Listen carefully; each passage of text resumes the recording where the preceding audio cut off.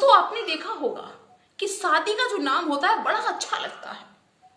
जिसकी शादी होने वाली हो उसको फिर देखो, उसके हाथ आव देखो, ऐसा लगता है कि इसके जमीन में पैर हैं ही नहीं, उड़ रहा है आसमान में। बड़ा एक्साइटमेंट होता है, चाहे वो लड़की हो या लड़का हो।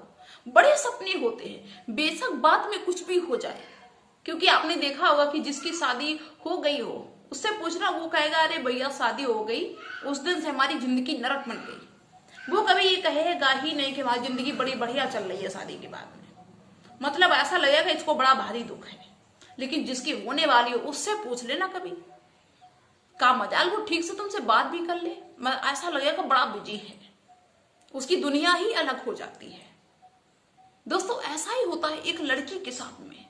एक लड़की की शादी होती है और बहुत उसके मन में सपने होते हैं। दोस्तों वो अपने ससुराल जाती है। ससुराल का पहला ही दिन था, काफी सारे रिश्तेदार चले गए थे, काफी सारे रिश्तेदार थे घर में। जब पहला दिन होता है तो आप सभी लोग जानते हैं कि रिश्तेदार बने भी रहते हैं, कुछ चले भी जाते हैं। दोस्तों क्या होता है कि बहू पहुंचती है, बड़ा अच्छा माहौल होता है घर का, सब लोग खुशी खुशी नाचते गाते, सब कुछ ऐसा चलता है। बहू के मन में भी बड़े बड़े सपने, बड़ा अच्छा लग रहा है कि हम अपने घर में आए, ससुराल में आए हैं, पति है, सास है, मतलब इस तरह के सभी लोग सोचते हैं। दोस्तों क्या होता है कि शाम होती है, शाम होती है तो खाना बनाया जाता है और सभी लोग खाते हैं, जो भी वहां पे रिश्तेदार वगैरह थे सभी लोग खाते हैं। इसके बाद में बहू के पास खाना जाता है। बहू कहती है कि माता जी कहाँ है, माता जी को बुलाओ और उनको बुलाओ, हम लोग साथ में ही खाएंगे। लेकिन दोस्तों जिस लड़के के साथ में उस लड़की की शादी होके गई थी वो बड़ा बिगड़ैल टाइप का था। उसने जब उस अपनी पत्नी की ये बात सुनी कि कह रही माता जी को बुलाओ तब खाना खाएंगे, वो बड़ा झल्लाते हुए बोला अपनी पत्नी से, अपनी नवविवाहिता से, कि खाना हो तो खा लो, नहीं तो चुपचाप बैठो, मां नहीं आएंगी, ड्रामा ना करो। अब बाद में कोई कहे तो चल भी जाए, अब पहले ही दिन जिसको कुछ ही घंटे हुए हैं अभी उसके घर में जाते हुए, और वो इस तरह से बात करने लगी तो बड़ा सरप्राइज सभी को होगा। दोस्तों वो सोच के रह गए कि ऐसे कैसे बोलने लगे, भाई अभी तो हम ठीक से बैठ भी ना पाए, ये हमसे ऐसे बोलने लगे। उसने खाना नहीं खाया, वो रोने लगी। इसके बाद लड़का फिर कहता है ज्यादा तो ड्रामा कर रही है, तुझे ज्यादा ड्रामा आ रहा है, ड्रामा ना दिखा, अपने घर पे दिखाना जाके, यहाँ ड्रामा ना दिखा, खाना हो तो खा ले, नहीं तो चुपचाप बैठ। अब तो उसने मतलब अब तो और भी ज्यादा परेशान कि ये क्या हो गया, इस आदमी के साथ में हम कैसे रहेंगे, ये कैसे बर्ताव करता है, आगे क्या होगा। जब इसका अभी ये हाल है, जब हमें 2-4 घंटे अभी हुए हैं तब इसका ये हाल है, आगे क्या होगा। वो बड़ी परेशान, वो बैठी रही, उसने खाना नहीं खाया। और जो लोग घर में थे उन्होंने कहा खा लो बहू, खाना खा लो। उस बहू ने कहा, उस लड़की ने कहा कि हम खाना नहीं खाएंगे, अब हम खाएंगे ही नहीं। माँ तो नहीं आती, लेकिन वो जो लड़का था जिसके साथ में शादी होके गई वो उठा, उसने खींच के तमाचा मारा अपनी पत्नी के। अब आप सोचो कि जिसकी नई शादी होके गई हो, हजारों सपने हो उसके दिमाग में, और वो पति ऐसे खींच के तमाचा मार दे तो कैसा फील होगा, सोच के देखो आप। उसके तो होश ठिकाने होगा कि ये क्या हो रहा है।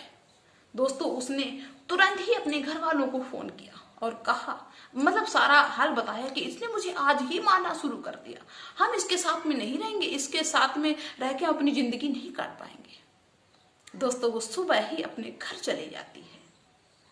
दोस्तों ये कहानी बड़ी ही इंटरेस्टेड है, आगे क्या होता है चलिए हम आपको विस्तार से बताते हैं।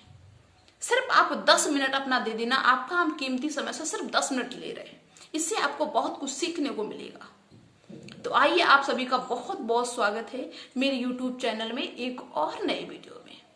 दोस्तों क्या होता है कि एक बूढ़ी माँ जिनकी 60 के ऊपर उम्र हो रही थी, उनका इकलौता बेटा जिसका नाम था रमेश। दोस्तों इन माताजी के पति का देहांत तब हो गया था जब इनके बेटा की उम्र सिर्फ 3 महीने थी। उस दिन से इन्होंने अपने बेटे के सहारे अपनी जिंदगी को काटा। जो ये बूढ़ी माँ थी, मजदूरी करती थी, मजदूरी कर करके अपने बच्चे को खिलाया पिलाया, पढ़ाया लिखाया। बड़े अरमान थे उस माँ के दिल में कि एक दिन मेरा बेटा बड़ा होगा, बड़ा मुझे सुख मिलेगा, अभी मुझे सुख नहीं मिल पाया लेकिन आगे मुझे बहुत सुख मिलेगा, मेरी बहू आएगी। लेकिन दोस्तों क्या होता है कि जैसे ये बेटा बड़ा होता जाता है वैसे ये बिगड़ैल होता हुआ चला जा रहा है। बिगड़ गया, इसके अंदर बहुत सारे ऐब आ गए। शराब भी पीने लगा, लड़कीबाजी करने लगा, दोस्तों के साथ में सट्टेबाजी करने लगा। ये माँ के कंट्रोल में नहीं रहा, आउट कंट्रोल हो गया। इसकी माँ बहुत दुखी, माँ इसको समझाती है तो ये माँ को गाली सुना देता है। माँ बहुत परेशान होती है। अब माँ को ये लगता है कि मेरे सपने तो जैसे थे वो टूट गए, लेकिन कम से कम इसकी तो जिंदगी सुधर जाए। अगर ये गलत रास्तों पे चल रहा है तो पता नहीं लोग इसका क्या करें। किसी दिन कोई ऐसा ना ये जघन्य अपराध कर बैठे जिससे इसकी जिंदगी पे बनाए। माँ को बड़ी चिंता होती है। जैसे तैसे करके माँ ये सोचती है कि ऐसा करें हम इसकी शादी कर दें। हो सकता है कि मेरी बहू के आने से इसकी बुद्धि ठीक हो जाए। हो सकता है कि बहू इसको कुछ सिखाए, कुछ दिमाग इसको बताए जो इसको दिमाग आ जाए। दोस्तों ऐसा करके वो लड़का माँ की तो बात मानता नहीं था। माँ ने जैसे तैसे करके रिश्तेदारों से कहा कि इसकी शादी करवा दो। दोस्तों जैसे तैसे इसकी शादी क्लियर हो जाती है। जिससे शादी क्लियर होती है वो लड़की थी गीता, उसका नाम गीता था। गीता से शादी इस लड़की की तय हो जाती है। उस लड़के की जो रिश्तेदार वगैरह थे उन्होंने इसकी शादी का इंतजाम किया और उस लड़की का नाम था रमेश। दोस्तों क्या होता है कि इस लड़की की जब शादी तय हो गई, इसके बाद में शादी की डेट भी आ जाती है और शादी होके जाती है। और शादी के पहले ही दिन इस लड़के ने अपनी पत्नी को जोरदार तमाचा मारा जब उसने खाना खाने से मना कर दिया कि हम खाना नहीं खाएंगे, खाना खाएंगे तो माँ के साथ में खाएंगे। लड़का कहता कि माँ तो नहीं आएगी, क्योंकि माँ को बहुत गाली देता था।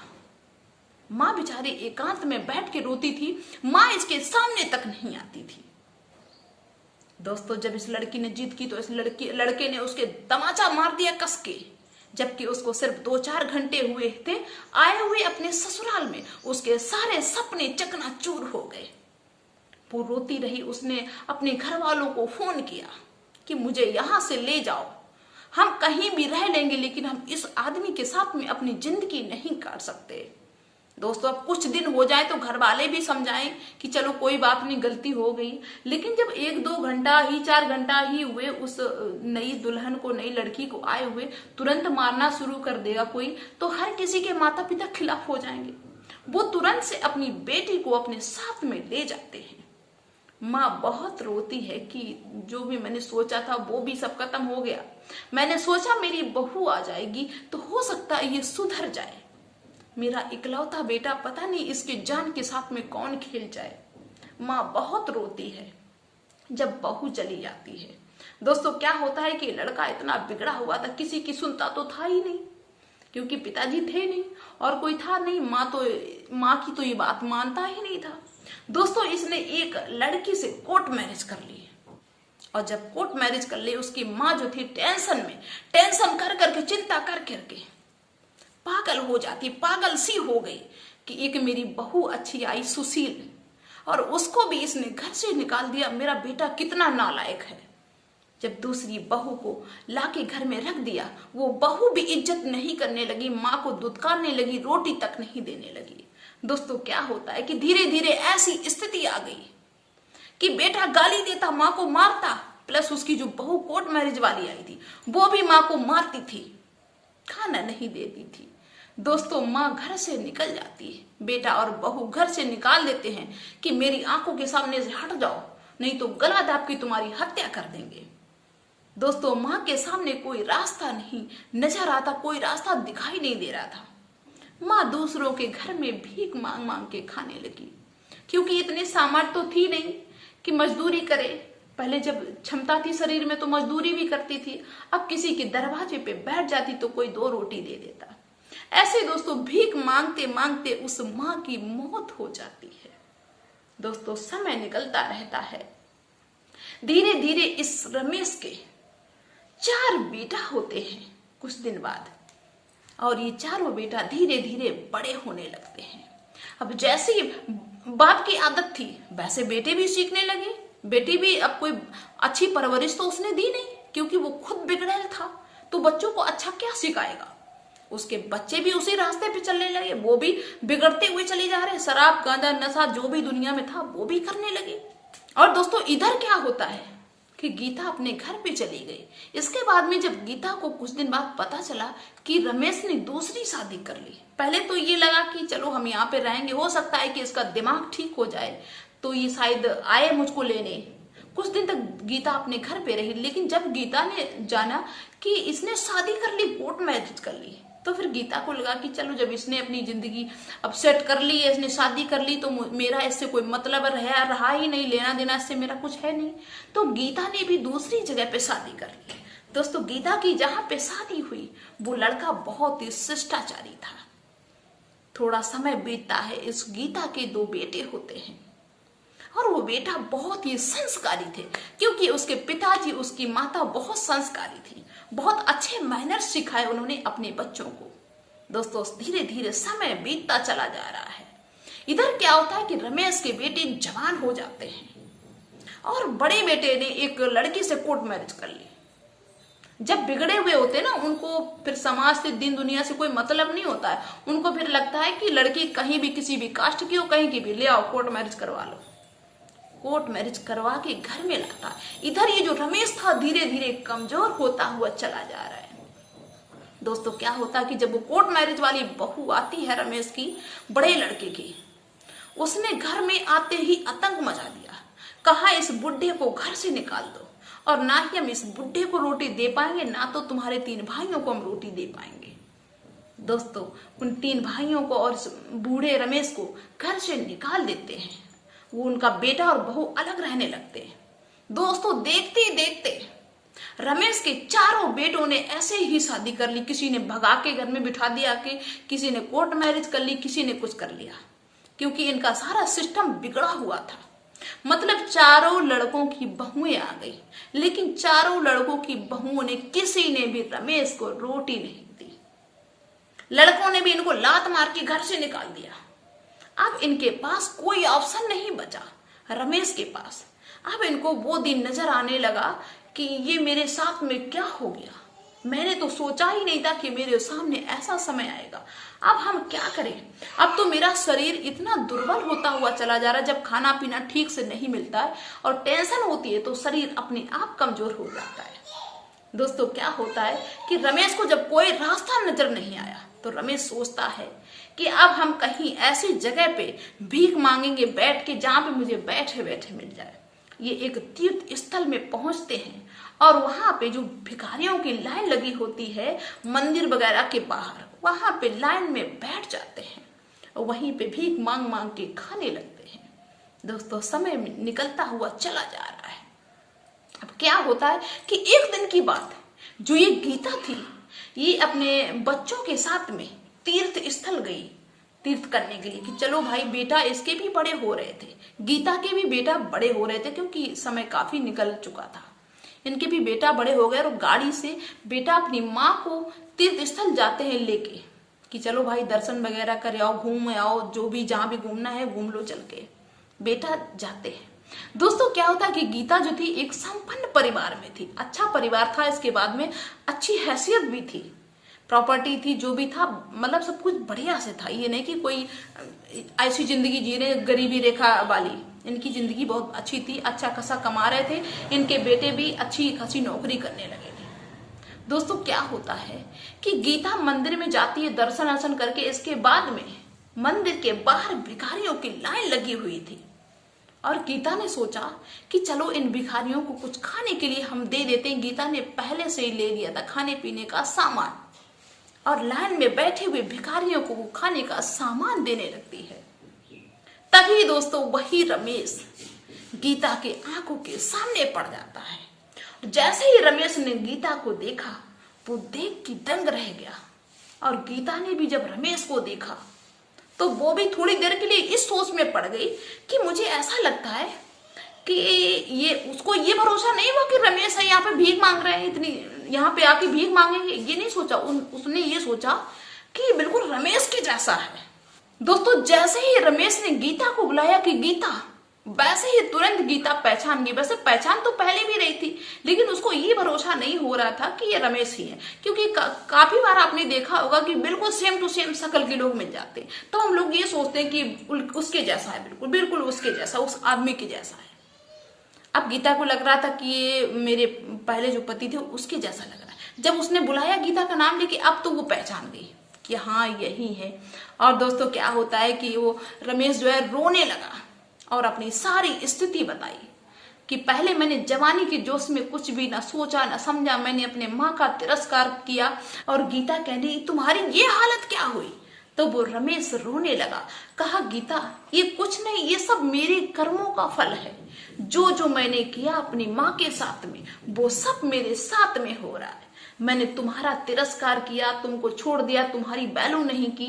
मैंने जवानी के जोश में बहुत बड़ी गलती कर दी, अपनी माँ को दर दर भटकने पे मजबूर कर दिया, जिसकी वजह से आज हम भी भीख मांग रहे हैं। मेरी माँ ने भीख मांगी, मेरी माँ ने मजबूरी में, कमजोरी में, और जाने कैसे मुझे पाला होगा, पाला पोसा होगा, कैसे उसने मजदूरी की लोगों के घर में, तब मुझे पाल पोस के बड़ा किया, लेकिन मैंने उसका तिरस्कार किया, उसकी बेइज्जती की, अपमान किया, उसी का ये मुझे फल मिल रहा है।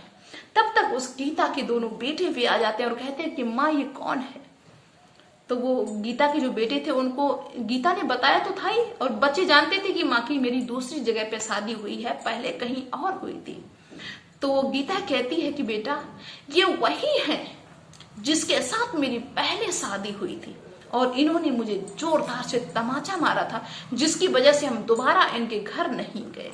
आज इनकी हालत इनके बच्चों ने, इनके बेटों ने ऐसी कर दी है क्योंकि इन्होंने अपनी माँ की हालत ऐसी ही की थी। दोस्तों बड़ा गमगीन माहौल हो जाता है, बड़ा दुख होता है गीता को कि ऐसी स्थिति में है। बेटे भी कहते हैं कि चलो कोई बात नहीं, तुमने इतनी बड़ी गलती कर दी, कोई बात नहीं, चलो अब तुम मेरे साथ में चलो। दोस्तों रमेश बहुत रोने लगता है कि मुझे यहीं पे रहने दो, मुझे अपने कर्मों को भोगने दो, जो मैंने किया है मुझे भोगने दो। लेकिन फिर गीता भी कहने लगती चलो कोई बात नहीं, तुमने गलती करी सो करी, लेकिन अब चलो मेरे साथ में रहो चल के, हम लोगों को कोई दिक्कत नहीं है, चलो मेरे साथ में रहो चल के, ऐसे भीख मांगने से अच्छा है कि मेरे साथ में चलो। दोस्तों रमेश गीता के साथ में चला जाता है। दोस्तों इस कहानी से, इस प्रसंग से आप क्या सीखे? दोस्तों मेरा सिर्फ कहने का एक ही मतलब है कि देखो जैसा आप करोगे वैसा आपके साथ में होगा ही होगा, रिटर्न होके जरूर आएगा। जो भी करोगे, तुम किसी के साथ में अच्छा करोगे ना तो तुम्हारे साथ में अच्छा जरूर होगा, तुम किसी के साथ में गलत करोगे तो तुम्हारे साथ में गलत जरूर होगा। अगर तुम जिस समय किसी के साथ में अच्छा कर रहे हो उस समय कोई तुम्हारे लिए अच्छा करने के लिए तैयार जरूर हो रहा है, इस चीज को हमेशा याद रखना। जब भी तुम गलत कुछ करने जाओ, देखो गलत इंसान जब भी कुछ करता है एक मन जरूर कहता है कि ये गलत है, इसको छोड़ दो, लेकिन वही आदमी ना अपनी जवानी की जोश में सोचता है कि नहीं मेरा कोई कुछ कैसे कर पाएगा। ये चीज हो जाती। सोच समझ के करना कि जो भी आप कर रहे हो उसका रिटर्न तुमको मिलेगा। अगर तुम किसी को सता रहे हो तो फिर खुद तैयार रहना कि इतना भी मुझे कोई सताने वाला तैयार हो रहा है। तो दोस्तों ये कहानी आपको कैसे लगी मुझे कमेंट्स जरूर करना, और अगर पहली बार मुझे देख रहे हो, आप मेरे चैनल पे पहली बार आए हो, तो मेरे चैनल को सब्सक्राइब जरूर कर देना, ताकि जब हम वीडियो अपलोड करें तो आप तक सबसे पहले पहुंचे। तो मिलते हैं नेक्स्ट वीडियो में नेक्स्ट डे, तब तक के लिए बाय दोस्तों।